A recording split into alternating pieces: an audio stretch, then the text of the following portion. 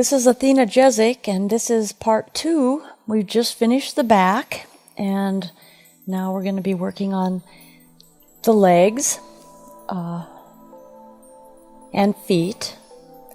So a good way to start out is you're not really pulling on the legs, you're getting yourself into the fascia of the legs and just stretching up the fronts of them.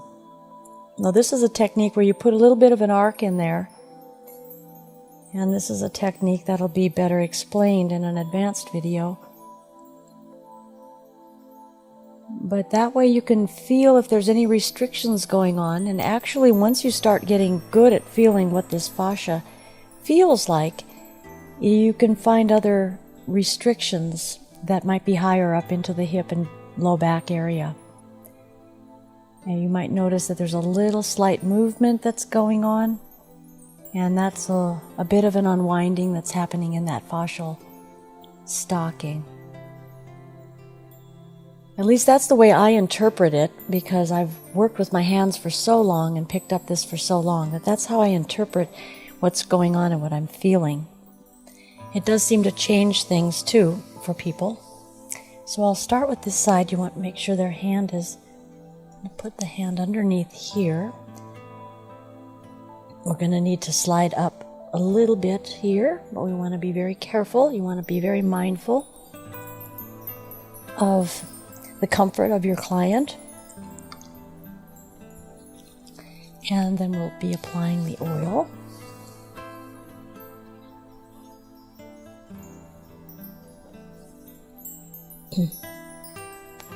And down to the feet. Okay. I like to give a little bit of a pull, a little traction as I start on the feet, and I'm rubbing the front of the feet, and I'm giving a traction where there's a feeling of a pull of the body, but again, it's not like pulling the bones, it's more pulling into the soft tissue and the structure there. Start along the arch. The arch is, in foot reflexology, is along where the spine is, so since we just worked that spine, that's a good place to start on the foot.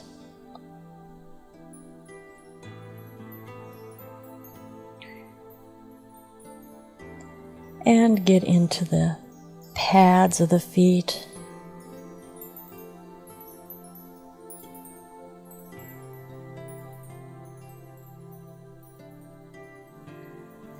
Rubbing along the heel. There's an articulation that can go on with the heel. You can kind of move the joint around a little bit. It's sort of a joint. It does move. It's probably not considered a classic joint, but it does have some movement in it. And then the toes, each individual little toe. Not only just work the toe, but you can also do a little range of motion. And this can happen face up. It actually is a little bit easier to do some of this when they're on their back.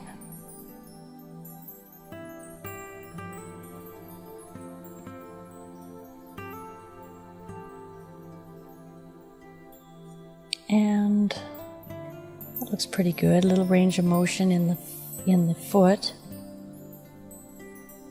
Spreading and bending. You know, it's very good to go barefoot. The feet need to be on uneven surfaces in order to have a strong foot and ankle. And oftentimes keeping them in shoes, especially shoes that are odd shaped, not real good for your feet, will start to carry your foot into that kind of a position.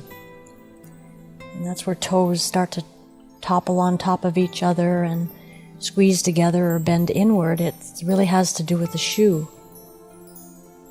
There are some things you can find online that separate the toes, which are a good idea to do if your toes are buckling on top of each other. Some of those toe separators are a little aggressive, so you may need to start with a smaller spread. Now here I'm going right up the calf. And I'm going into three different locations, the sides and then the middle. And then coming up and picking up. Now again, we're going to be picking up this muscle.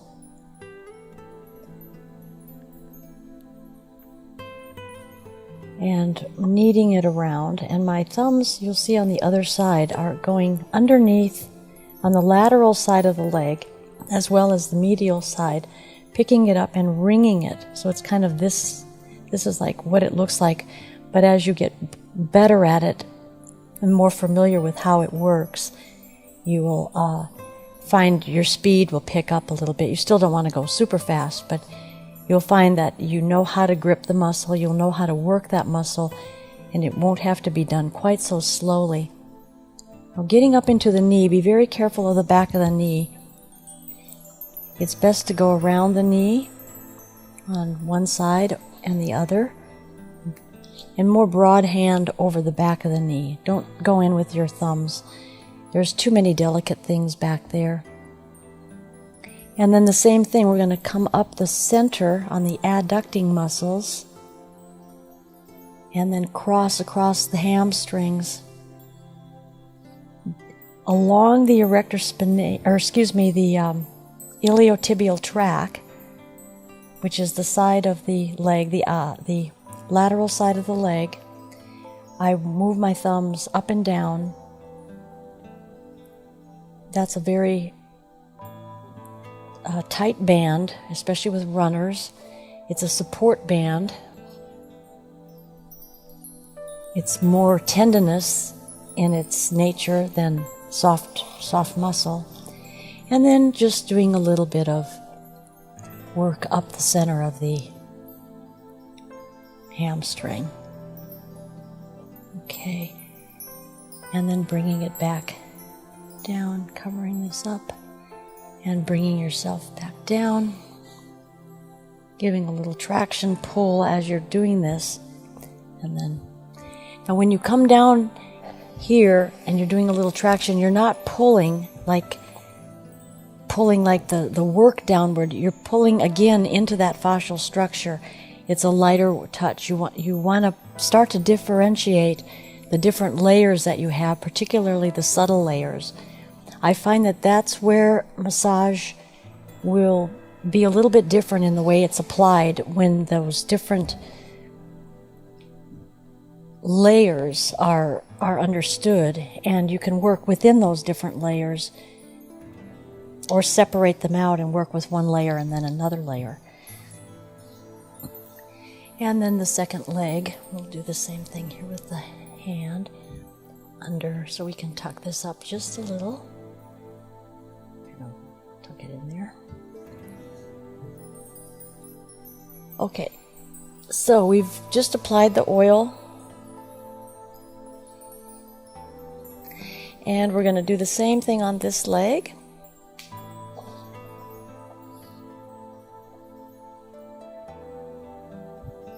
I usually sit on the end of the table if people aren't too long, because I can get a better angle as I am doing this kind of fascial stretching. So I usually sit down if people aren't too tall, because I get a better angle, being able to make this pull, this kind of a stretch on the fascial structure.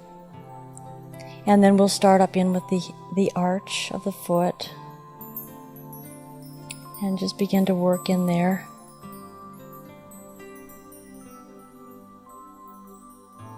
Well, the feet are really tough.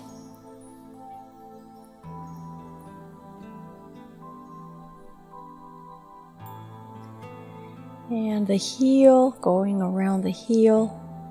Again, you want to be real thorough. It's covering every point and making a little range of motion happen. Range of motion in the foot, coming up to the toes. Not only just rubbing, but a little range of motion of a twist back and forth. We'll do some different things, face up.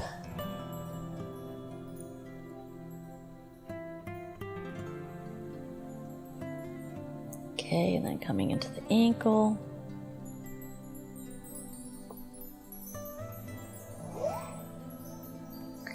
All right, starting here, down here at the Achilles, up we go to the center.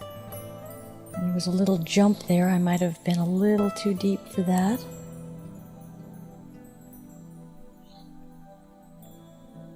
And then this leg has a lot more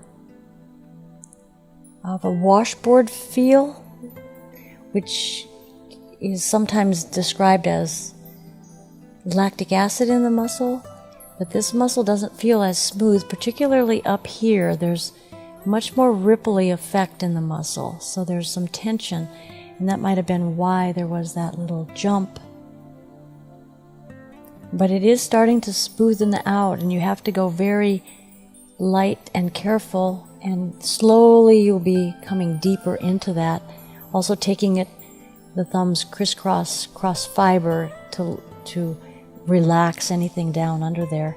Then be sure to go up the 3 different areas. So you're going center and then on either side. Then we can pick up the muscle here.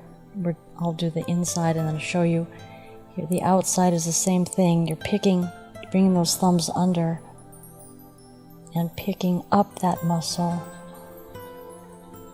Feeling the attachment right along the bone. So I'm right along the bone and then picking it up, gliding and picking it up.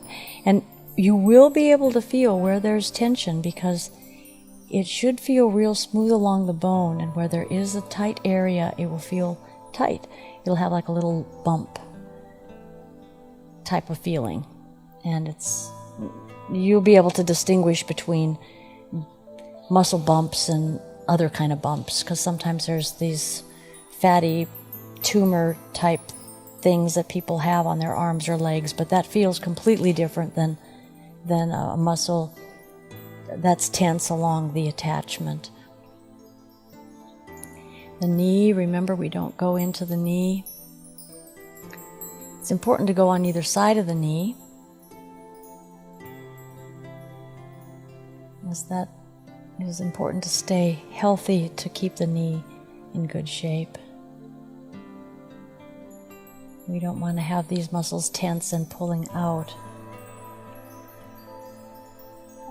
the knee. Although I will say that the knee alignment with the toe, with the foot, is extremely important to keep those knees in good working order.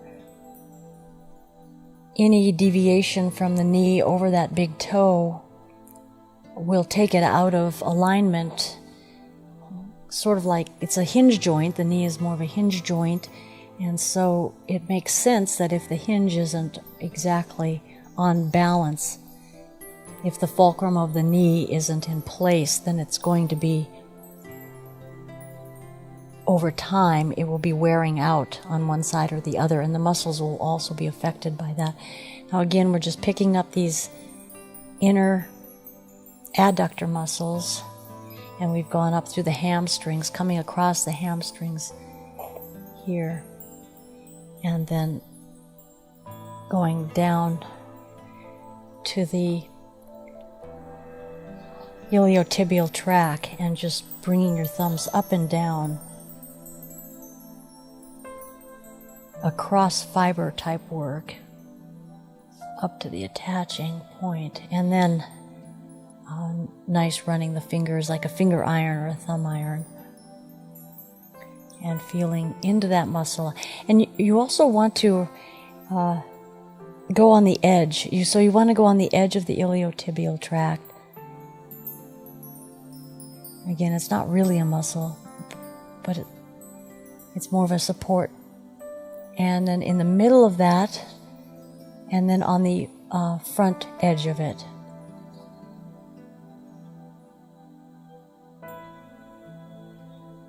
Okay. And then we can bring this back down. And to the feet. Now there's some things you can also do on when the body is on its stomach, and that is a little range of motion by just picking the knee and taking it back. But you want to do this carefully, because what I have found is there's not a lot of people that are real limber. A lot of people are extremely stiff, so some of this gets a little bit painful at times, or it can, and then put your hand underneath the knee and you can just lift the hip up and back, supporting the ankle, but just taking it straight up and down. And then if you want, you can take it to the side a little bit and over and just move it around a little, but pay close attention to exactly what's happening, how much resistance you're getting, because if you're getting resistance, you're not going to want to push yourself into that. Now here we're bending the knee, but we want that toe lined up, so we're not going to have the foot bending like that. We're going to have it straight and lift slightly. Now when I do this, I also pull the toes, but not the bones, and make a stretch happen like so. Okay, so that's a little range of motion. You can pick it up and also just shake a little, and then bring it down. You're going to find, depending on what your size is as a therapist, some bodies are really hard to move because they're heavy, and you don't want them to use any of the muscle to help you, because you don't want any muscle activation when you're doing this. You want to have it relaxed so that you can get a stretch in it. So we're going to stretch this way. Okay, and then lift slightly. Bring it a little to the side. You can rotate, but make sure that you're rotating that knee and that foot are staying in line. This is an easier side for you to see what I'm doing. And then even up here, you can also work the foot up in this direction. I'm just showing other variations that can be added, but be sure you do the same on both sides. I'm not doing that now. And then you can take a stretch of that quadricep by bending back, but again, you want that toe to line up over that knee, and then bring that up slightly. Is that okay? And then bringing this down, you can take both legs again and do like we did at the beginning, where you're stretching.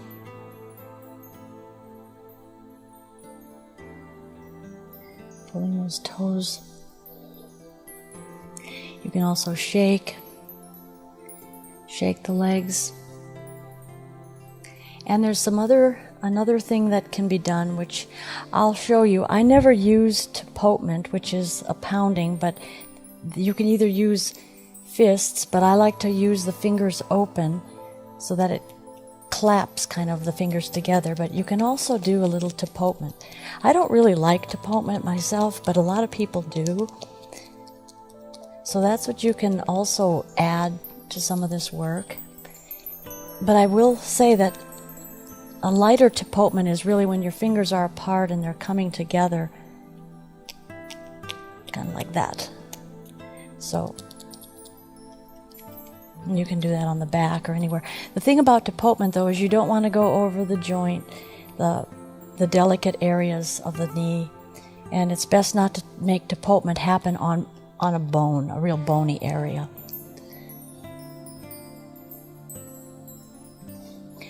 Okay, so that's about all there is to do with that, with the legs. So we'll move on to part 3.